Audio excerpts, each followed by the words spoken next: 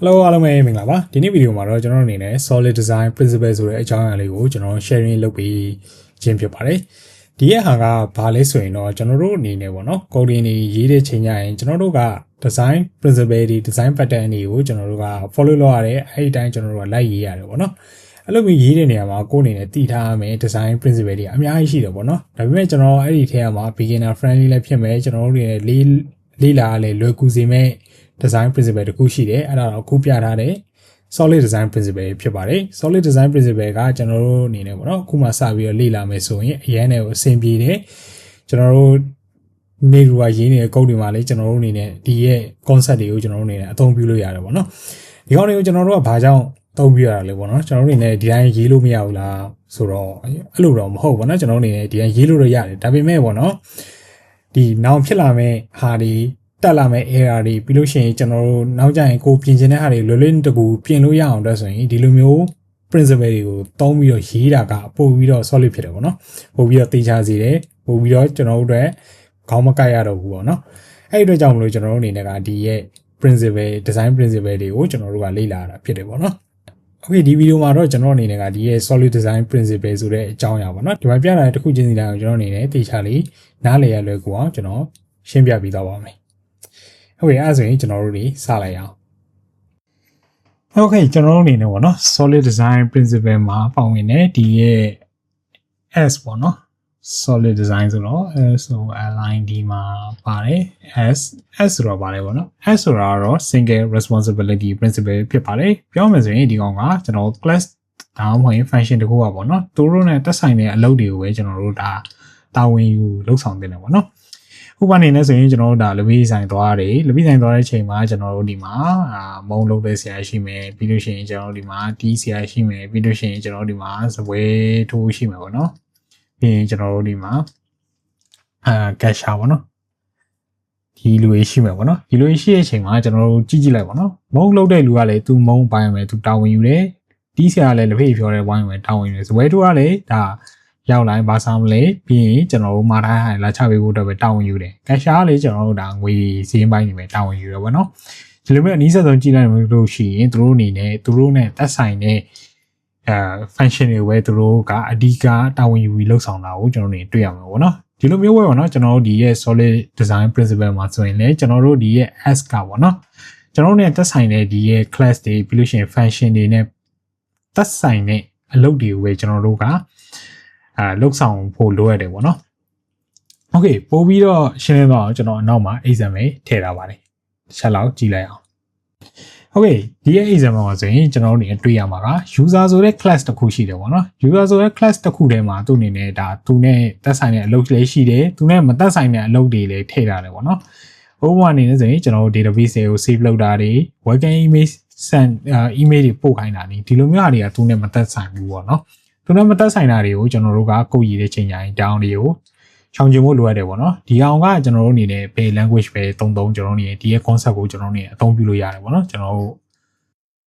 Python ပဲသုံးကျွန်တော်တို့အနေနဲ့ Golang ပဲသုံးဒါမှမဟုတ်ရင်ကျွန်တော်တို့ Java ပဲသုံးပေါ့နော်ဒီလိုမျိုးကျွန်တော်တို့ကအသုံးပြုလို့ရပါတယ်ဒီလိုအသုံးပြုခြင်းအပြင်ကျွန်တော်တို့ဘာကောင်းလဲဆိုရင်ကျွန်တော်တို့ဒါ standard တွေပို့ပြီးတော့မြင်လာမယ်ပြီးရင်ကျွန်တော်တို့ရဲ့ quality ဒီပို့တက်လာမှာပေါ့နော်ဒီလိုမျိုးဖြစ်လာပါလိမ့်မယ်ကျွန်တော်နေပြန်ဆက်မယ်ဆိုရင်ကျွန်တော်တို့ဒီရဲ့အကောင့်ကိုပေါ့နော်ကျွန်တော်တို့နေဘယ်လိုမျိုးပြန်ပြီးတော့ဒီရဲ့ rules နဲ့ကိုင်းအောင်ရေးမလဲပေါ့နော်ဒီရဲ့ single responsibility principle ရဆိုရင်ကျွန်တော်တို့ကသူနဲ့သက်ဆိုင်တဲ့အလုပ်တွေပဲကျွန်တော်တို့ကလုပ်ခိုင်းဖို့လိုရတယ်ပေါ့နော် function တစ်ခုပဲဖြစ်ဖြစ်ကျွန်တော်တို့ဒီ class တစ်ခုပဲဖြစ်ဖြစ်ပေါ့နော်အဲ့ဒီမှာကျွန်တော်တို့နေခွဲထုတ်ဖို့လွယ်လာပြီပေါ့နော်ကျွန်တော် user ဆိုရင် user နဲ့သက်ဆိုင်တဲ့ဒီရဲ့ name email နဲ့ကျွန်တော် user ကကျွန်တော် construct လုပ်တဲ့ဟာကိုပဲသူနေလုပ်ဆောင်အောင်မယ်ဒီကိုလှုပ်ဆောင်ပြီးတော့မှကျွန်တော်တို့ကတခြားလောဟာတွေကိုဆက်လုပ်ခိုင်းမယ်ပေါ့နော်အဲ့လိုသဘောမျိုးနဲ့ကျွန်တော်တို့ကဆက်လုပ်ခိုင်းမယ်โอเคနောက်တစ်ခုကျန်တာဒီရဲ့ database ထဲမှာ save လုပ်တာဆိုရင်ကျွန်တော်တို့က user ရပြီဆိုရင်ဒီရဲ့ data ကိုကျွန်တော်တို့က save လုပ်မယ်ဆိုရင်ကျွန်တော်ကနောက်ထပ် class တစ်ခု function တစ်ခုရေးပြီးတော့အဲ့ data ကိုပြန် pass ပြီးတော့ကျွန်တော်တို့အနေနဲ့ခွဲထုတ်ဖို့လိုရတယ်ပေါ့နော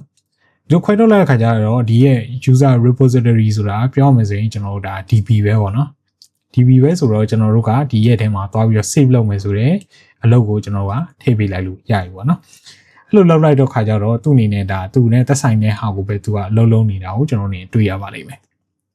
ဟုတ်နောက်တစ်ခုကတော့ကျွန်တော် email service ပေါ့နော် email service ဆိုတာကအရှိမပြောတယ်ဒီရဲ့ welcome email ပို့ခိုင်းနေတာပေါ့နော် welcome email ပို့ခိုင်းတဲ့ဟာက user ကနေပို့ရမယ်ဆိုတာဒါကအဓိပ္ပာယ်မရှိဘူးကျွန်တော်တို့အနေနဲ့ဖြစ်တဲ့ကဒီရဲ့ email ပို့တဲ့ဟာကိုကျွန်တော်တို့ကဒီရဲ့ user စီပို့ပေးရမှာပေါ့နော်အဲ့လိုမျိုးလုပ်ပေးရမှာဖြစ်တဲ့အတွက်ကြောင့်မလို့ကျွန်တော်တို့ကဒီရဲ့ email ပို့တာက service ပေးတာပေါ့နော် service ပေးတာဆိုတော့ email service ဆိုပြီးတော့ကျွန်တော်တို့က class တစ်ခု function တစ်ခုကိုကျွန်တော်တို့နေတိဆောက်လိုက်တယ်တိဆောက်ပြီးတော့အဲ့ဒီထဲမှာသူနဲ့သက်ဆိုင်တဲ့အလုပ်ကိုကျွန်တော်တို့ကလုပ်ခိုင်းတယ်ပေါ့နော်ဒီရဲ့ send welcome email ဆိုတဲ့အလုပ်ကိုကျွန်တော်တို့နေလုပ်ခိုင်းတယ်လုပ်ခိုင်းတဲ့နေရာမှာကျွန်တော်တို့ကဒီရဲ့ user data နဲ့ကျွန်တော်တို့ကဒီမှာကျွန်တော်တို့ကလာလုပ်ခိုင်းတာဖြစ်ပါတယ်ဒီမှာဆိုရင်ကျွန်တော် example အနေနဲ့သုံးတဲ့ပုံစံလေးကိုလည်းထည့်ထားရပါတော့အခုဒီတော့ပါတဲ့ example ဒီရဲ့ solid design principle မှာတစ်ခုလုံးမှာကျွန်တော်သုံးထားတာက JavaScript ကိုပဲကျွန်တော်အဓိကသုံးထားတာဖြစ်ပါတယ်ဒီမှာဆိုရင်ကျွန်တော်က user အနေနဲ့ user တယောက်အနေနဲ့ create လုပ်လိုက်တယ် create လုပ်ပြီးလို့ရှိရင်ကျွန်တော်တို့ကဒီရဲ့ repository ထဲက save ဆိုတဲ့ user ခေါ်တယ်ဘယ်အောင် save ထားလဲဆိုရင်ကျွန်တော်ရဲ့ဒီname နဲ့ email save ထားတယ် okay နောက်တစ်ခုကကျွန်တော် email ဟောပါဗောနော်welcome email ဆက်ဆိုရင်ကျွန်တော် email service ကဘယ်လိုပို့လဲဆိုရင်သူ့ကိုထပ်ပြီးတော့ပို့လိုက်ပါတယ်okay ဒီလိုမျိုးပေါ့နော်ကျွန်တော်တို့အနေနဲ့ကဒီရဲ့ single responsibility ဆိုတဲ့သဘောတရားကတော့ကျွန်တော်တို့ဒီလိုမျိုးပေါ့နော်ကျွန်တော်တို့သက်ဆိုင်ရာ class တွေ function တွေကကျွန်တော်သူတို့နဲ့သက်ဆိုင်တဲ့အလုပ်တွေဝယ်လုပ်ဆောင်ဖို့လိုအပ်တယ်ပေါ့နော်သက်ဆိုင်ရာအလုပ်တွေဝယ်ကျွန်တော်တို့အနေနဲ့ကလုပ်ခိုင်းဖို့လိုအပ်ပါတယ်အဲ့လိုမှမဟုတ်ရင်ကျွန်တော်တို့ဒါပြဿနာကြီးတက်နိုင်ပါတယ်ဟုတ်ဒါတော့ကျွန်တော်တို့ single responsibility principle နဲ့ပတ်သက်တဲ့အရာပေါ့နော် SRP လို့လည်းခေါ်ပါတယ်နောက်တစ်ခုကတော့ကျွန်တော်တို့ဒီ solid မှာပါဝင်တဲ့ O ဆိုတဲ့အကြောင်းအရာပေါ့နော် O ကတော့ open close principle ပဲဖြစ်ပါတယ်ပြောချင်တာကတော့ကျွန်တော်တို့ကအသစ်ထည့်ဖို့အတွက်ကကျွန်တော်တို့ extend လုပ်နိုင်ရမယ်ကျွန်တော်ရှိပြီးသားဟာတွေကို modify လုပ်ဖို့အတွက်ကကျွန်တော်တို့အနေနဲ့ပိတ်ထားရမယ်ပေါ့နော်ဒီလိုသဘောမျိုးဆိုလိုချင်တာဖြစ်ပါတယ်ပြောချင်တာကတော့ကျွန်တော်တို့က feature အသစ်တွေထပ်ပြီးတော့ထည့်ဖို့ဆိုရင်ကျွန်တော်တို့အနေနဲ့ရှိပြီးသားဟာတွေကိုကျွန်တော်တို့အနေနဲ့ပြင်စရာမလိုဘဲနဲ့ပေါ့နော်ကျွန်တော်တို့အနေနဲ့ကထည့်လို့ရနိုင်အောင်ရေးထားဖို့လိုအပ်တယ်ဥပမာဆိုရင်ကျွန်တော်ကဒီရဲ့ feature A ဆိုတဲ့ဟာကိုကျွန်တော် implement လုပ်ပြီးသွားပြီအဲ့နောက်မှာ requirement ပြောင်းလဲကြောင်းကျွန်တော်ကE-1 ဆိုတဲ့ဟာကိုကျွန်တော်ကထပ်ပြီးတော့ပေါင်းထည့်မယ်ဆိုရင်ကျွန်တော်ကဒီ A ကိုကျွန်တော်မပြင်ဘဲနဲ့ရှိပြီးသား A မှာရှိပြီးသား code တွေကိုမပြင်ဘဲနဲ့ကျွန်တော်တို့ညီနေပေါ့နော်နောက်ထပ်ဒီကောင်ကိုပဲ extend လုပ်ပြီးတော့ကျွန်တော်အနေနဲ့ပြန်ပြီးတော့အသုံးပြုလို့ရအောင်ကျွန်တော်တို့လှုပ်ဆောင်ဖို့လိုအပ်တယ်ပေါ့နော်ဒါအရင်ရေးကြည့်တယ်ပေါ့နော်ဒီကနေစပြီးတော့ပေါ့နော်ကျွန်တော်တို့ဒီရဲ့ OB concept တွေကကျွန်တော်တို့ဒါအရင်နဲ့ကိုအရေးပါလာပါပြီဒီရဲ့ principle တွေကဖြစ်နိုင်မယ်ဆိုရင်ပေါ့နော်ကျွန်တော် OB ရဲ့ပုံစံတွေရေးပုံရင်းနည်းတွေကိုသဘောပေါက်ပြီးဆိုရင်ပို့ပြီးတော့နားလည်လွယ်တယ်ပေါ့နော်ဒီ OB တွေကိုကျွန်တော်မတင်ရသေးဘူးဆိုရင်ပတ်တင်ဖို့တဲ့ကျွန်တော်တို့အကြံပေးတယ်ပေါ့နော်ကျွန်တော်ဒီ solid တွေကိုဘာတွေမလာခင်ဒီ OB ကိုအရင်ဆုံးသွားပါနော် OB အရင်ဆုံးသွားပြီးတော့မှဒီရဲ့ solid တွေဘာတွေကိုကျွန်တော်ဆက်လေ့လာဖို့ကျွန်တော်ကတော့တိုက်တွန်းလုပ်ပါတယ် okay ကျွန်တော်တို့ဒီဟာကိုပို့ပြီးတော့ရှင်းလင်းတော့နောက်က example နဲ့ဆက်ကြည့်မှာပေါ့နော် okay ဒီရဲ့ example မှာဆိုရင်ကျွန်တော်ကဒီ payment processor ဆိုတဲ့ဒီ payment လုပ်တဲ့ဟာကိုကျွန်တော်ထည့်ထားတယ်ပေါ့နော်အဲ့ဒီထဲမှာဆိုရင်ကျွန်တော်ရေးထားတဲ့ပုံစံကိုတစ်ချက်ကြည့်လိုက်ပေါ့နော်ကျွန်တော်တို့ဒီမှာ process ဆိုတဲ့ကျွန်တော်အလုပ်ရှိတယ်အဲ့ဒီအလုပ်ထဲမှာကျွန်တော်တို့ကtype ရေး amount ဆိုပြီးတော့ကျွန်တော် parameter နှစ်ခုရှိတယ်ဟုတ်ကဲ့ကျွန်တော်တို့ကပေါ့နော် payment တစ်ခုလုပ်တဲ့ချိန်ကျရင် payment ရဲ့ type ကိုကြည့်ပြီးတော့ကျွန်တော်တို့ကဘာ payment လဲဆိုတော့ကျွန်တော်တို့က classify လုပ်ပြီးတော့ကျွန်တော်တို့အနေနဲ့ဆုံးဖြတ်တယ်ပေါ့နော်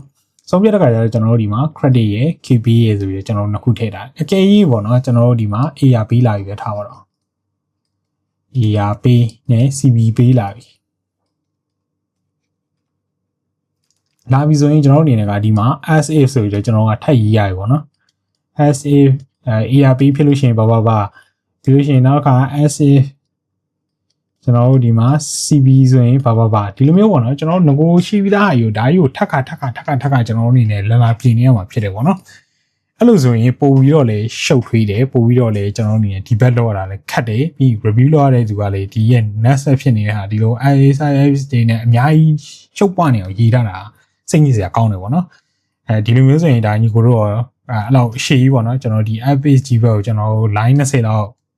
်သုံးပြီးတော့ရေးထားဆိုရင်ညီကိုတို့ဖတ်ချင်တာပေါ့နော်ဒါတော့ကောစဉ်းစားကြည့်ပေါ့နော်ကျွန်တော်ဆိုရင်တော့လုံးဝဖတ်ချင်ဘူးအဲ့လိုမျိုးဟာတွေအဲ့လိုစားပေါ့နော်တခြားရေးလို့ရမယ့် solution တွေကိုပဲကျွန်တော်တို့လိုက်ရှာမှာဖြစ်ပါတယ်။ Okay ကျွန်တော်တို့အနေနဲ့ဒီကောင်ဘယ်လိုပြန်ပြင်မလဲပေါ့နော်ပြန်ပြင်မလဲဆိုရင်ကျွန်တော်ဒီမှာ example ထည့်ထားတယ်ပေါ့နော်โอเคဒီမှာကျွန်တော်တို့အနေနဲ့ OB structure နဲ့ကျွန်တော်တို့class တည်ဆောက်မှာပေါ့နော်ကျွန်တော်တို့ဒီမှာ payment method ဆိုတဲ့ class ရှိမယ်ပြီးလို့ရှိရင်ကျွန်တော်တို့ဒီရဲ့ method ကိုမှကျွန်တော်တို့ကအဓိကဖြစ်နေတဲ့ပြဿနာ method ပေါ့နော် payment method တွေအများကြီးဖြစ်နေတယ်အစောနာကcredit ရဲ့ကျွန်တော်တို့ဒီမှာKBZB KP ရေပေါ့နော်ဒါပဲရှိတယ်ကျွန်တော်နောက်ထပ် ARP တို့CBP တို့ကျွန်တော်တို့အနေနဲ့ထပ်ထည့်ခြင်းနဲ့ win money တို့ထည့်ခြင်းနဲ့ဆိုရင်ကျွန်တော်တို့ကဒီရဲ့ payment method ကိုပဲပြန်ပြီးတော့ပြင်ဖို့လိုတယ်ပေါ့နော်အဲ့လိုမျိုးပဲပေါ့နော်ကျွန်တော်တို့ဒီရဲ့ open close ဆိုတာလေကျွန်တော်တို့ကဒီအသစ်လာမဲ့ကောင်တွေအတွက်ကျွန်တော်တို့က open လုပ်ပေးထားမှာပေါ့နော်ကျွန်တော်အနေနဲ့ဒါ extend လုပ်ပြီးတော့သုံးလို့ရအောင် open လုပ်ပေးထားမယ်ဒါပေမဲ့ငကိုရှိပြီးသားကောင်တွေဒီကောင်တွေပေါ့နော်ဒီကောင်တွေပြီးလို့ရှိရင်ဒီကောင်တွေဒါတွေကိုကျွန်တော်တို့ကလုံးဝထိစရာမလိုပဲနဲ့ဒီကောင်တွေကိုထိစရာမလိုပဲနဲ့ကျွန်တော်တို့ကလုံနိုင်ဖို့လိုရတယ်ပေါ့နော်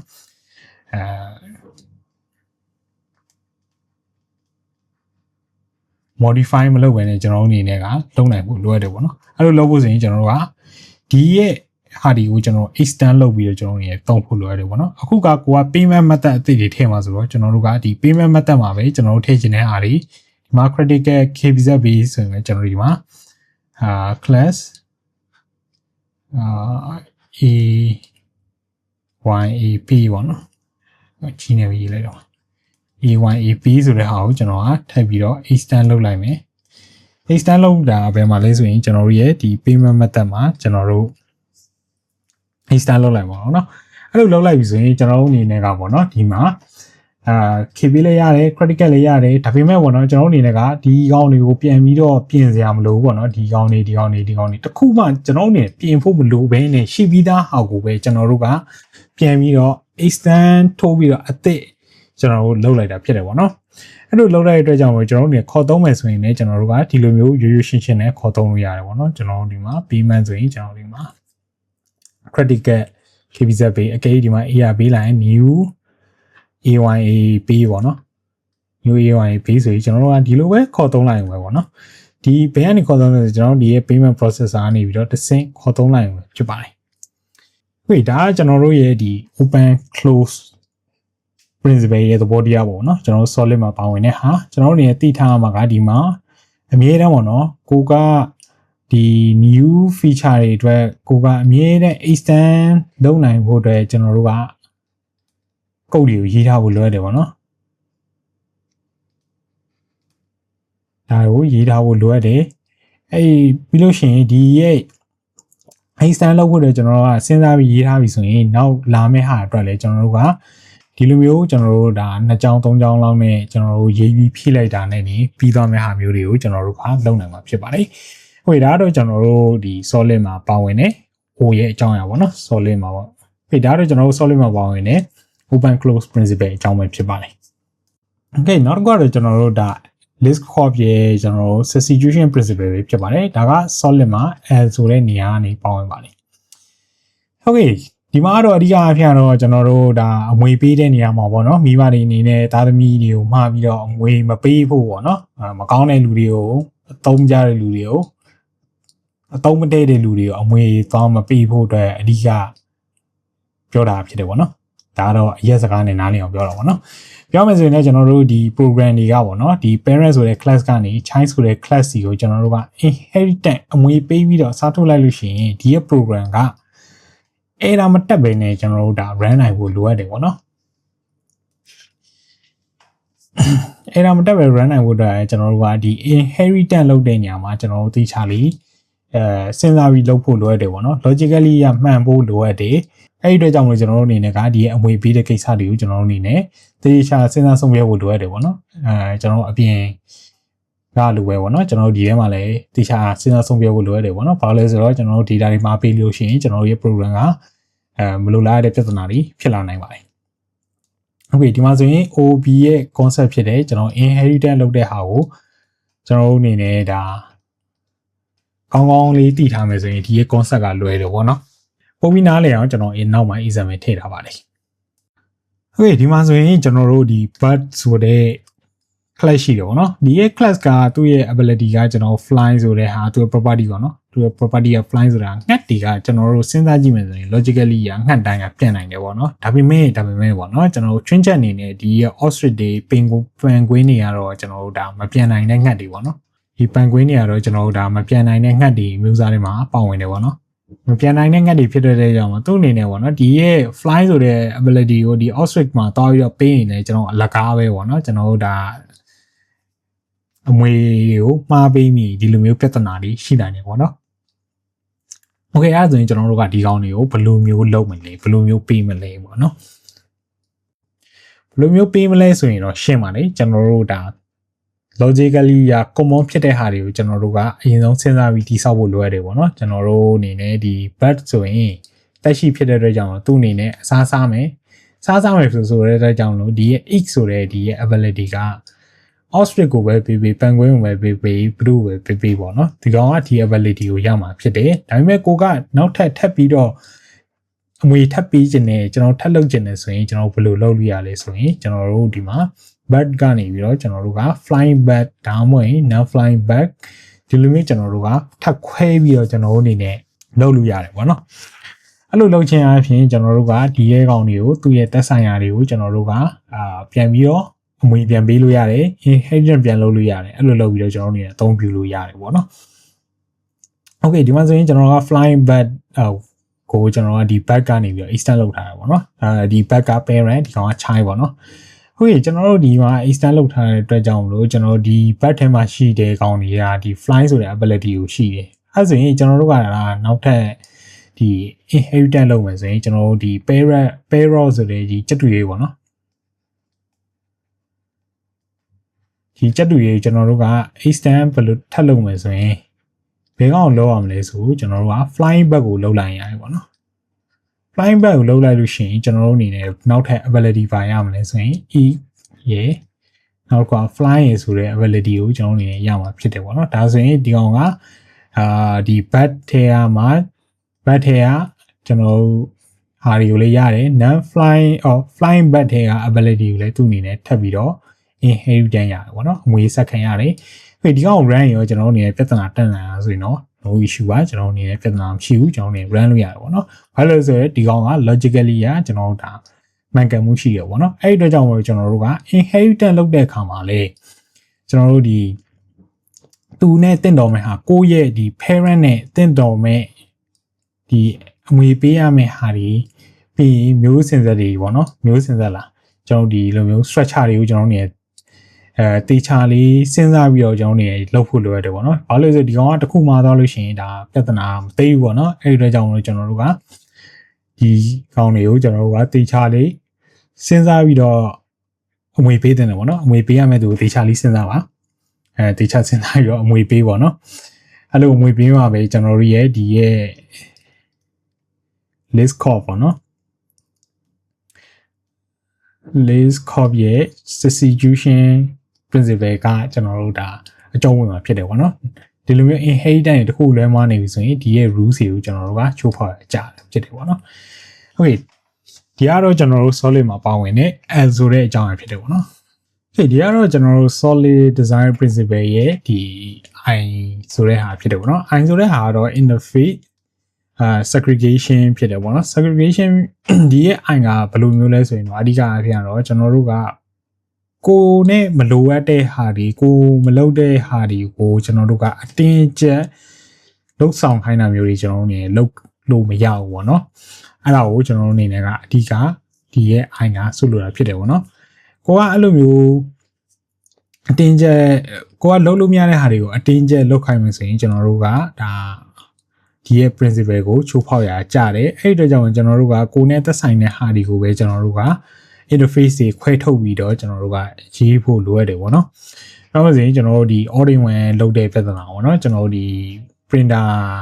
တေးလေးပေါ့နော်။ကျွန်တော် print လည်းလုပ်လို့ရမယ် scan လည်းလုပ်လို့ရမယ် fax လည်းလုပ်လို့ရမှာပေါ့နော်။ကျွန်တော်တို့အနေနဲ့ဒါတွေက force လုပ်ထားပါပေါ့နော်။တခုတည်းနဲ့အကုန်ဖြစ်တယ်ဆိုတဲ့ဟာကိုကျွန်တော်တို့ကအတင်းအဓမ္မလုပ်ယူထားတဲ့ပုံစံမျိုးကိုဆိုလိုတာဖြစ်ပါတယ်။ okay ကျွန်တော်တို့ဒီမှာတွေ့ရမှာက bat machine ပေါ့ machine ပေါ့နော် bat machine တော့မဟုတ်ဘူး machine ဆိုတဲ့ဟာမှာကျွန်တော်တို့ဒီမှာ print ရယ် scan ရယ် fax ရယ်ဆိုပြီးတော့၃ခုရှိပေါ့နော်ကျွန်တော်တို့ကဒီ simple printer တစ်ခုအနေနဲ့ကျွန်တော်တို့ကထပ်လုပ်မယ်ဆိုရင်ကျွန်တော်တို့လိုအပ်တာပေါ့နော်ကျွန်တော် print တစ်ခုပဲလိုအပ်တာ print ပဲလိုအပ်တာကိုကျွန်တော်တို့ကဒီမှာဗောနော်ကျွန်တော်တို့ဒီမှာ scan လုပ်တာတွေကိုလည်းကျွန်တော်ထည့်ထားတယ် first လုပ်တာတွေကိုထည့်ထားဒါကမလိုအပ်ပဲねကျွန်တော်တို့ဒါအတင်းကျပ်ကျွန်တော်တို့လုပ်ခိုင်းတာဖြစ်တယ်ဗောနော်သူနဲ့လိုအပ်တဲ့ဟာကိုပဲကျွန်တော်တို့ကအမြဲတမ်းလုပ်ပေးဖို့လိုအပ်တယ်ဗောနော်ဒါကကျွန်တော်တို့solid design principle မှာပါတယ်ဒီရဲ့ ISP ဗောနော်interface segregation principle ရပါတော့ဒီရဲ့လိုအပ်တဲ့ဟာ class တွေ function တွေရဲ့လိုအပ်တဲ့ဟာတွေကိုပဲကျွန်တော်တို့ကလုပ်ပေးဖို့လိုအပ်တယ်ပေါ့နော်မလိုအပ်တဲ့ဟာတွေကိုအတင်းကျပ်ပေါင်းပြီးတော့လုပ်တာကဒါကကျွန်တော်ရဲ့ဒီ ISP principle ကိုကျွန်တော်တို့ကချိုးဖောက်ရကြတယ်ပေါ့နော်အဲ့ဒီအတွက်ကြောင့်မလို့ကျွန်တော်တို့ကဒီလိုမျိုးရေးပြီးဆိုရင်လည်းကုတ်ရေးပြီးဆိုရင်လည်းကိုယ်တပါလိုအပ်လေဘယ်လိုမျိုးဟာတွေလိုအပ်လဲဆိုတာကိုကျွန်တော်တို့ interface တွေခွဲပြီးတော့ရေးတာမျိုးတွေကိုကျွန်တော်အနေနဲ့လုပ်ဖို့လိုရတယ်ပေါ့နော်ကျွန်တော်ဒီ interface JavaScript မှာ interface မရှိတဲ့အတွက်ကြောင့်မလို့ကျွန်တော်အနေနဲ့ကဒီ class တွေခွဲပြီးတော့ကျွန်တော်အနေနဲ့ရေးလို့ရတယ်ပေါ့နော် class download function တွေခွဲပြီးရေးလို့ရပါတယ် okay နောက်မှာကျွန်တော်နောက်ထပ် example တစ်ခုထည့်ထားတယ်ပေါ့နော်အဲ့ဒါတော့ဘယ်လိုဒီ ISP rules နဲ့ကိုက်ညီအောင်ရေးမလဲပေါ့နော် okay ဒီမှာဆိုရင်ကျွန်တော်တို့ဒီ ISP ရဲ့ rules ကိုကျွန်တော်တို့ချိုးဖောက်ဝင်နေရေးမယ်ဆိုရင်ကျွန်တော်တို့ဒီမှာပေါ့နော်ဒီ print ဆိုတဲ့ဟာကိုကျွန်တော်တို့ကဒီရဲ့simple printer အဲ့ပါတော့ကျွန်တော်တို့က simple printer ကိုတိစောက်ပြီးဆိုရင်ကျွန်တော်တို့က print လုပ်ဖို့ပဲလိုတဲ့အတွက်ကြောင့်မလို့ဒီရဲ့ print ကိုကျွန်တော်တို့အနေနဲ့ဒါ interface နဲ့တတ်မှတ်ပြီးကျွန်တော်တို့ဒီမှာယူသုံးလိုက်အောင်ပဲပေါ့နော်နောက်ခါကျတော့ကျွန်တော်တို့ဒီရဲ့ advanced printer ပေါ့နော် advanced printer ဆိုရင်ကျွန်တော်တို့ print လဲလုပ်လို့ရမယ် scan လဲလုပ်လို့ရမှာပေါ့နော်ဒါဆိုရင်သူ့ရဲ့လုပ်ဆောင်ချက်နဲ့ချက်ဆိုရင်ကျွန်တော်တို့ကဒီရဲ့လုပ်ဆောင်ချက်နှစ်ခုလုံးကိုကျွန်တော်တို့ကဒီမှာလာပြီးတော့ထည့်ပေးဖို့လိုအပ်ပါတယ်ဒါကသူ့အနေနဲ့လိုအပ်လို့ပေါ့နော်လိုအပ်တဲ့ဟာတွေကိုပဲကျွန်တော်တို့ကသူ့ရဲ့လိုအပ်တဲ့ interface တွေကိုကျွန်တော်တို့ကထည့်ပေးဖို့လိုအပ်တယ်ပေါ့နော်မလိုအပ်ရင်ကျွန်တော်တို့အနေနဲ့မထည့်ပေးတာတော့အကောင်းဆုံးပဲပေါ့နော်ဒါက ISP ကိုကျွန်တော်တို့က follow လုပ်တာဖြစ်တယ်ပေါ့နော်ပြောမယ်ဆိုရင်ကျွန်တော်တို့ကဒါစားတော့ဆိုင်သွားလို့ဆိုရင်ကျွန်တော်တို့ဒီရဲ့ menu ကတ်ထဲမှာပေါ့နော်ကျွန်တော်တို့တွေ့ရမှာလားတော်တော်များတော့ကျွန်တော်တို့ဒါအစားအတွက်ကတစ်ခုပေါ့နော်ကျွန်တော်တို့ဒီရဲ့ drink အတွက်ကတစ်ခုသူတို့လောက်တာတွေကိုကျွန်တော်တို့တွေ့ရမှာပေါ့နော်ဒီရဲ့ drink ထဲမှာဆိုရင်လည်းကျွန်တော်တို့တော့အစားအစာတွေမပါဝင်ဘူးကျွန်တော်တို့ဒီရဲ့အစားအစာမှာဆိုရင်ဒီရဲ့ drink နဲ့ပတ်သက်တဲ့ဟာတွေမပါဝင်ဘူးပေါ့နော်ဒီလိုမျိုးဟာလေးတွေကိုကျွန်တော်တို့အနေနဲ့ချိုးဆိုင်တွေမှာတွေ့ရတယ်ပေါ့နော်ချိုးဆိုင်ကြလေဒီနှစ်ခုလုံးပေါင်းပြီး menu တစ်အုပ်တိုင်းလောက်တာလည်းရှိတယ်ပေါ့နော်ဒါပေမဲ့သူတို့ဒါ category ခွဲထားရပေါ့နော်အချမ်းတွေခွဲရတယ်အစားသောက်ချမ်းဆိုစားသောက်ချမ်းမှာ drink ဆို drink ပေါ့နော်ဒီလိုမျိုးဟာတွေကိုကျွန်တော်အနေနဲ့တွေ့ရနိုင်ပါတယ်ဒါကဒီရဲ့ ISP ပုံစံမျိုးပဲကျွန်တော်လိုအပ်တဲ့ဟာတွေကိုပဲကျွန်တော်အနေနဲ့ကထုတ်ပေးတာဖြစ်တယ်ပေါ့နော်မလိုအပ်တဲ့ဟာတွေကိုကျွန်တော်အနေနဲ့မထည့်ပေးကြပါဘူးဟုတ်ပြီဒီကတော့ကျွန်တော်တို့ဒါ solid design မှာပါတယ်အဲ့ပဲဖြစ်ပါတယ်Okay ဒီကတော့ကျွန်တော်တို့ solid design principle ရဲ့နောက်ဆုံးတစ်ခုဖြစ်တဲ့ဒီပဲဖြစ်ပါတယ်ဒီဆိုတာတော့ dependency နဲ့ inversion principle ပဲဖြစ်ပါတယ်ဒီကောင်ကဘာလို့ဆိုလို့လဲဆိုရင်တော့ကျွန်တော် high level module တွေက low level module တွေပေါ့ဓာတ်ရိုက်ကျွန်တော်တို့အနေနဲ့မိခိုးလို့မရအောင်ဆက်သွယ်လို့မရအောင်ပေါ့နော်ပြောချင်တာကတော့ကျွန်တော်တို့ဒါ high level ဆိုရင်ကျွန်တော်တို့ဒီမှာ examine နဲ့ဆိုရင် order processing ပေါ့နော်order process လုပ်တဲ့ချိန်တိုင်းကျွန်တော်တို့ကဒီကောင်ကို low level ဖြစ်တယ်ကျွန်တော်တို့ရဲ့ database MySQL ပဲထားပါတော့ဗျာ MySQL ပုံမှာကျွန်တော်တို့က direct ယူသုံးပြီးတော့ဒီရဲ့ script တွေကျွန်တော်တို့ကဒီရဲ့ order တွေကို direct လုပ်လို့မရဘူးပေါ့နော်ဒီရဲ့ကြားထဲမှာကျွန်တော်တို့အနေနဲ့တစ်ခုခုခံဖို့လိုရတယ်ပေါ့နော် interface တစ်ခုခံပြီးတော့ဒီနှစ်ခုကိုဆက်သွယ်ဖို့လိုရတယ်ပေါ့နော်ဒီကြားထဲမှာပေါ့နော်ကြားထဲမှာ interface တောင်းဖို့ရင်လည်းကျွန်တော်တို့ဒါ abstraction ပေါ့နော်interface abstraction ဒါတွေကိုကျွန်တော်တို့ထည့်ပြီးတော့လုပ်ဆောင်ဖို့လိုရတယ်ပေါ့နော်။ဘာလို့လဲဆိုတော့ဒီရဲ့ order process မှာကျွန်တော်တို့ကဒါဒီ MySQL မသုံးဘဲနဲ့ Mongo သုံးလိုက်မယ်ဆိုရင်ကျွန်တော်အနေနဲ့ပေါ့နော်ဘာဖြစ်သွားမလဲဆိုတော့ကျွန်တော်အကုန်ပြန်ပြရမှာပေါ့နော်ဒီရဲ့ဒီ order process မှာရှိ code တွေအကုန်လုံးပြန်ပြရမှာဖြစ်တဲ့အကြောင်းမလို့ကျွန်တော်တို့ကဒီရဲ့ low level module ကိုကျွန်တော်တို့ကအရင်နဲ့မိခိုးနေရဖြစ်တယ်ပေါ့နော်ဒါက low level ဒါ high level ဒီကောင်ကိုကျွန်တော်တို့ကအရင်နဲ့မိခိုးနေရဖြစ်တဲ့အကြောင်းမလို့ကျွန်တော်တို့ကတခုပြောင်းလဲတော့မှဆိုရင်ကျွန်တော်တို့ကဒီမှာရှိတဲ့ဟာတွေအကုန်လုံးပြန်ပြင်ရမယ်ပြန်ပြင်တဲ့ခါကျရင်အချိန်ကုန်လူပင်မနဲ့ကျွန်တော် error တွေလည်းတက်မယ်ခေါင်းတွေလည်းစားမယ်ပေါ့နော်ဒီလိုမျိုးပြဿနာတွေကျွန်တော်တို့ကြုံတွေ့ရပါတယ်အဲ့လိုဆိုတော့ကျွန်တော်တို့အနေနဲ့ဘာလုပ်အောင်မလဲဆိုရင် interface တောင်းဖို့ရင်လည်း abstract တစ်ခုကိုကျွန်တော်တို့က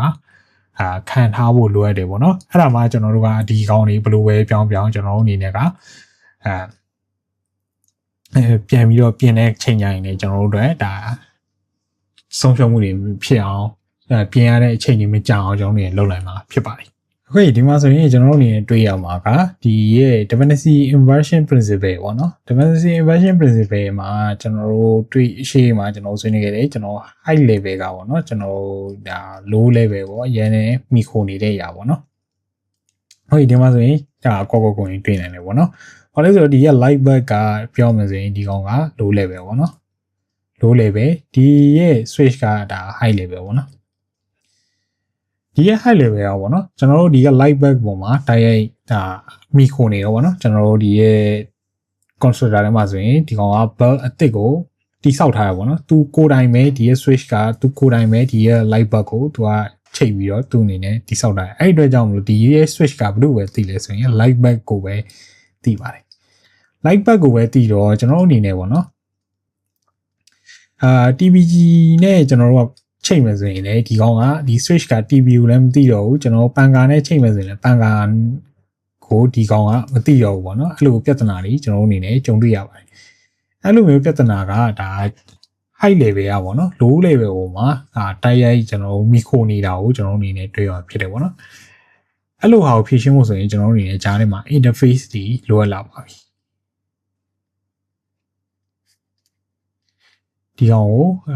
ကြားခံပြီးဖို့ပေါ့နော်ကျွန်တော်ကြားထဲကနေခံပြီးတော့ဒီရဲ့ဟာတွေကိုတိုက်ရိုက်မချိတ်ပဲကြားခံတစ်ခုနဲ့ချိတ်ပြီးတော့အသုံးပြုလို့အောင်လုပ်ဖို့အတွက်ကျွန်တော်တို့အနေနဲ့လိုအပ်လာပါပြီဒီလိုမျိုး interface နဲ့ချိတ်ဆက်တာကိုကျွန်တော်တို့ဒါ dependency inversion principle လို့ခေါ်ပါတယ်Okay ဒီမှာဆိုရင်ကျွန်တော်တို့ကဒီရဲ့ DIP ပေါ့နော်ကျွန်တော်တို့ dependency inversion principle အရာကျွန်တော်တို့ကဒီရဲ့ switch ကိုကျွန်တော်တို့ကhigh level low level အရင်နဲ့မမီခွန်ကျွန်တော်တို့ဘယ်လိုလုပ်မလဲပေါ့နော်ဘယ်လိုလုပ်မလဲဆိုရင်ကျွန်တော်တို့ဒီမှာကိုချိတ်ချင်တာပေါ့နော်ကျွန်တော်စတော့ light bulb ပဲတစ်ခုပဲကျွန်တော်နေချိတ်လို့ရတယ်အခုတော့ကျွန်တော် fan ကိုပါကျွန်တော်တွဲပြီးတော့ကျွန်တော်ချိတ်မယ်ပေါ့နော်တွဲပြီးချိတ်မယ်ဆိုတော့ကျွန်တော်ဒီကောင်တွေရဲ့feature တွေအတူတူပဲပေါ့နော် on off တွေပဲဒီရဲ့ switch ကပေါ့နော်ဘာဖြစ်သွားလဲဆိုတော့သူ့အနေနဲ့ကဒီသူ့အနေနဲ့ကအဲ့ရှေ့ရတဲ့လိုမျိုးပေါ့နော်ကျွန်တော်ဒီ light bulb တစ်ခုတည်းကိုသိတာမဟုတ်တော့ဘူးပေါ့နော်သူနဲ့ချိတ်ထားသမျှဒီ device တွေကိုအကုန်လုံးသိပြီးဖြစ်တယ်ပေါ့နော်သူသိတာနောက်ဆုံးဒီရဲ့ on off လုပ်ရမယ့်ဟာကိုပဲသူ့အနေနဲ့သိတော့မှာဖြစ်တယ်ပေါ့နော်ဒါကဒီဟာကိုပဲအဓိကသိတော့မှာသူကဘယ်လိုချိတ်ထားလဲဆိုတော့သူ့အနေနဲ့မသိတော့ဘူးပေါ့နော်သူ့အနေနဲ့ဒီလိုမျိုးပေါ့နော်ကျွန်တော်ဒီမှာ switch switch ရဲ့ထဲကိုကျွန်တော်ဒီကောင်လေးလာတယ်ပေါ့နော်light bulb ရဲ့ TV ရဲ့ဒီ fan ရဲ့ဒီကောင်တွေကဒါ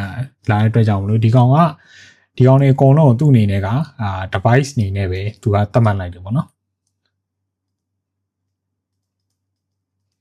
ဝင်လာတဲ့ဒီ dependency injection ကိုပဲသူ့အနေနဲ့ဒါအဓိက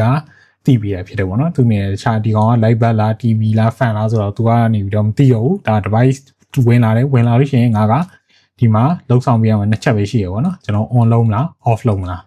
ဒီနှစ်ခုပဲသူ့အနေနဲ့အဓိကစဉ်းစားပေးတာဖြစ်တယ်ပေါ့နော်အဲ့လိုလုပ်ပေးခြင်းအပြင်ပေါ့နော်ကျွန်တော်တို့ဒီလိုမျိုးလုပ်ပေးခြင်းအပြင်ကျွန်တော်တို့နေဘာဖြစ်လဲဆိုတော့ကျွန်တော်ရှေ့ရလိုမျိုးပေါ့နော်ကျွန်တော်တို့ကဒီကောင်ကိုထပ်ထည့်ခြင်းနဲ့ဒီကောင်ထပ်ထည့်ခြင်းနဲ့ဒီကောင်ထပ်ထည့်ခြင်းနဲ့ထည့်ခြင်းတိုင်းပေါ့နော်ဒီရဲ့ switch ထဲမှာလာပြီးတော့ပြင်နေစရာမလိုတော့ဘူးနော်လုံးဝပြင်နေစရာမလိုကျွန်တော်တို့အနေနဲ့ကအသစ်ထည့်ခြင်းတဲ့ဟာကိုကျွန်တော်တို့ကဒီမှာသွားပြီးတော့ချိတ်လိုက်ရုံပဲပေါ့နော်ဒီလိုမျိုးလုပ်ခြင်းအပြင်ကျွန်တော်တို့ကဒီ DIP ဆိုတဲ့ principle ကိုကျွန်တော်တို့က follow လုပ်ပြီးတာဖြစ်တယ်ပေါ့နော်ဟုတ်ဒီမှာဆိုရင်ကျွန်တော်တို့ကပေါ့နော်ဒီကောင်ကို ghost switch မှာကျွန်တော်တို့ကဒီမှာဘာလုပ်လိုက်လဲဆိုရင်ဒီရဲ့ fan နဲ့ကျွန်တော်တို့ကချိတ်လိုက်တယ်ပေါ့နော်ဒီမှာဆိုရင်ghost switch တွေကိုကျွန်တော်ဒီ fan ဆိုတဲ့ device ဝင်လာပြီး smart bulb device ဝင်လာပြီပေါ့နော်ဒီ device ဝင်လာတဲ့အချိန်ကျရင်ကျွန်တော်တို့ကဘာလုပ်ချင်လဲဖွင့်ချင်လားပိတ်ချင်လားကျွန်တော်တို့အနေနဲ့ကြိုက်တာလုပ်လို့ရတယ်ပေါ့နော်သူကတခါတည်းချိတ်ပြီးတာဖြစ်သွားပြီပေါ့နော်သူအနေနဲ့ကဒီကောင်က TV ဖြစ်တယ်ဒီကောင်က fan ဖြစ်တယ်ဒီကောင်က light bulb ဖြစ်တယ်ဆိုတော့သူအနေနဲ့မစဉ်းစားတော့ဘူးပေါ့နော်ဒီကောင်က device ဒီအနေနဲ့ပဲသူအနေနဲ့သတ်မှတ်ယူပြီးတော့ဘယ်မှမီခိုပဲနဲ့ကျွန်တော်တို့ဒီကြားထဲမှာကျွန်တော်တို့အနေနဲ့လောက်ဆောင်လို့ရတယ်ပေါ့နော်ဒီလိုလုပ်ရှင်အဖြစ်ကျွန်တော်တို့ကဒီရဲ့ dependency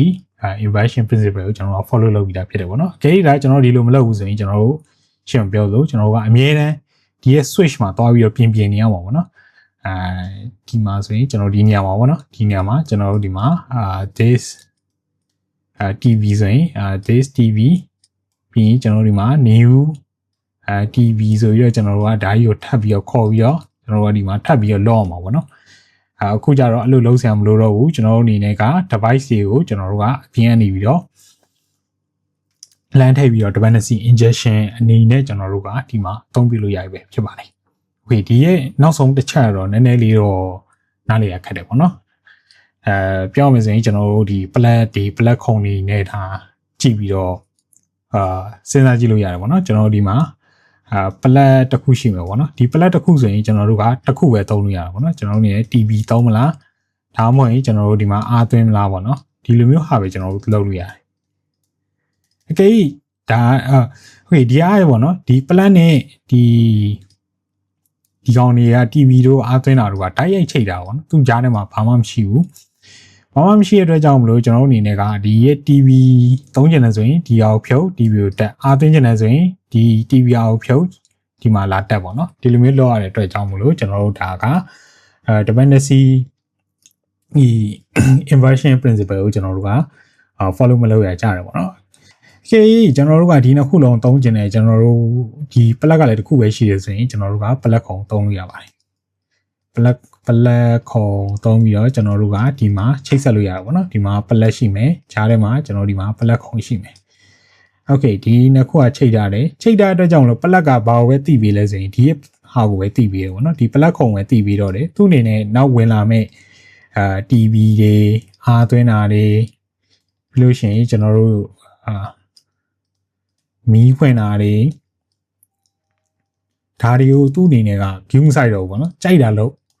ကျွန်တော်တို့ဒီ plug မှာဆိုရင်ကြိုက်တာလို့ဒီ plug ပေါက်ရှိမှ9ပေါက်ရှိ9ပေါက်လုံးကိုကြိုက်တာကိုထည့်လို့ရတယ်ပေါ့နော်ကိုကြိုက်တာကိုထည့်သုံးလို့ရတယ်သူ့အနေနဲ့ကဘယ် device တွေသုံးနေလဲ TV သုံးနေတာလားပန်ကာသုံးနေတာလား aircon သုံးနေတာသူ့အနေနဲ့မစင်စားတော့ဘူးပေါ့နော်သူ့အနေနဲ့သိတာဘာတစ်ခုပဲလဲဆိုရင်ဒီရဲ့ plug ကိုတက်ထားဆိုတာပဲသိတာဖြစ်ပါတယ် Okay ဒါကကျွန်တော်တို့ဒီ solid design principle မှာပါတယ်နောက်ဆုံး dependency inversion principle ပဲဖြစ်ပါတယ် Okay solid design principle ရဲ့အနှစ်ချုပ်ကိုပြန်ပြောရမယ်ဆိုရင် S က single responsibility ပေါ့နော်ကျွန်တော်တို့ဒီရဲ့ class တွေပြီးလို့ရှိရင်ကျွန်တော်တို့ဒီမှာ function တွေမှာfunction တွေမှာသူတို့ ਨੇ သက်ဆိုင်ရာအလုပ်ကိုပဲလုပ်ခိုင်းတာဖြစ်ပါတယ်နောက်တစ်ခုကတော့ကျွန်တော်တို့ဒါ open and close principle ပေါ့နော် open and close ကတော့ကျွန်တော်တို့ရှိပြီးသားကောင်တွေကိုကျွန်တော်တို့ကမထိဘဲနဲ့ကျွန်တော်တို့အသစ်ထပ်ထည့်လို့ရအောင်ကျွန်တော်တို့ကလုပ်ဖို့လိုအပ်ပါတယ်ဒါ open and close principle ဖြစ်တယ်ပေါ့နော်နောက်တစ်ခု L ကတော့ကျွန်တော်တို့ list call substitution principle ပါဒီကောင်ကတော့ကျွန်တော်တို့ parent နေရာမှာ chain ကနေလာပြီးတော့အစားထိုးလိုက်ရင်လေကျွန်တော်တို့ရဲ့ program က error မရှိဘဲနဲ့ run နိုင်ဖို့လိုအပ်ပါတယ်ပြောမယ်ဆိုရင်ကျွန်တော်တို့ inheritance ကောင်းကောင်းလုပ်ဖို့လိုအပ်တယ်ပေါ့နော် inheritance ကောင်းကောင်းလုပ်မှဒီရဲ့ principle ကိုကျွန်တော်တို့က follow လုပ်ရကြမှာဖြစ်ပါတယ်နောက်တစ်ခုကတော့ interface segregation principle ပဲဖြစ်ပါတယ်ဒီကောင်ကတော့ကျွန်တော်တို့အနေနဲ့မလိုအပ်တဲ့ interface တွေကိုမထည့်ဘဲနဲ့လိုအပ်တဲ့ interface တွေပဲကျွန်တော်တို့အနေနဲ့ထည့်ထားဖို့လိုအပ်ပါတယ်နောက်ဆုံးတစ်ခုကတော့dependency inversion ပေါ့နော်ဒီကောင်ကတော့ကျွန်တော်တို့အနေနဲ့ပေါ့နော်high level low level တွေကိုကျွန်တော်တို့အနေနဲ့တိုက်ရိုက်ချိတ်တာထက်ကျွန်တော်တို့အနေနဲ့ကျွန်တော်အနေနဲ့ပေါ့နော် high level low level ကို high level က low level အရင်မီခိုနေတာထက်ပေါ့နော်ကျွန်တော်တို့ကြားထဲမှာ interface တစ်ခုနဲ့ချိတ်ဆက်ပြီးတော့လုပ်ပေးတာကပို့ပြီးတော့ထိအောင်မှုရှိတယ်ပေါ့နော်ပြောရမယ်ဆိုရင်ကျွန်တော်တို့အနေနဲ့ကတစ်ခုခုပြောင်းလဲသွားတာတွေ requirement ချင်နေရောက်ပြင်ရတာတွေပြုရတာတွေကို implement လုပ်ထားတယ်ပြင်ဖို့လိုလာပြီဆိုရင်ကျွန်တော်တို့ကအကုန်လုံးပြင်စရာမလိုဘဲနဲ့သူ့ရဲ့သက်ဆိုင်ရာနေရာလေးတွေကိုပြင်လိုက်ရုံနဲ့အဆင်ပြေသွားမှာဖြစ်ပါတယ်Okay ဒါကတော့ကျွန်တော် overall အနေနဲ့ solid design principle ပဲဖြစ်ပါတယ်ကျွန်တော်အနေနဲ့ဒီအရာလေးတွေကိုနားလည်အောင်လုပ်ထားဖို့လိုရပါတယ်ဒီကောင်က interview တွေမှာကောပြီးလို့ရှိရင်ကျွန်တော်နေ့စဉ်သုံးနေတဲ့နေရာတွေမှာကောကျွန်တော်အနေနဲ့အသုံးပြုရပါတယ်ဒီကောင်ကိုသိထားလို့ရှိရင်ကျွန်တော်တို့အနေနဲ့ code တွေကိုကောင်းကောင်းလေး structure ကြရေးနိုင်မယ်ပြီးလို့ရှိရင်ကျွန်တော်တို့အနေနဲ့ clean code တွေရေးနိုင်မယ်ပြီးရင်ကျွန်တော်တို့အနေနဲ့ကိုယ့်ရဲ့ code quality တွေပို့ပြီးတော့တိုးတက်လာမယ်ပြီးရင်ကျွန်တော်တို့ review လုပ်တဲ့လူတွေအတွက်လည်းပို့ပြီးတော့အဆင်ပြေလာမယ်ပေါ့နော်အဲ့ဒီအတွက်ကြောင့်မလို့ကျွန်တော်တို့အနေနဲ့ဒီရဲ့ solid design principle ကိုကျွန်တော်တို့အနေနဲ့လေ့လာထားဖို့လိုအပ်ပါတယ်ဒီကောင်ကိုလေ့လာမယ်ဆိုရင်တော့ကျွန်တော်တို့အနေနဲ့ OOP ကိုလည်းကျွန်တော်ကတော့အရင်ဆုံး လေ့လာစေချင်ပါတယ်ဒီကောင်ကအရေးကြီးပါတယ်ဒီ OOB ရလို့ရှိရင်ကျွန်တော်တို့အနေနဲ့ဒီရဲ့ solid ကိုကျွန်တော်တို့အနေနဲ့ထပ်ပြီးတော့သွားလို့ရပြီပေါ့နော် solid ကတော့ OOB ထက်နည်းနည်းလေးတော့မြင်ပါတယ် Okay ဒီဗီဒီယိုတော့ဒီလောက်ပါပဲကျွန်တော်ရဲ့ဒီ solid design principle နဲ့ပတ်သက်ပြီးတော့နားမလဲတာမရှင်းတာတွေရှိလို့ရှိရင်ကျွန်တော်ကိုပြောထားခဲ့လို့ရပါတယ်ကျွန်တော်နောက်ကျလို့ရှိရင်ကျွန်တော်ဒီထက်ပို့ပြီးတော့လွယ်ကူတဲ့နည်းလမ်းတွေနဲ့ကျွန်တော် update လုပ်ပြီးတော့ကျွန်တော်ပြင်တင်ပေးပါမယ်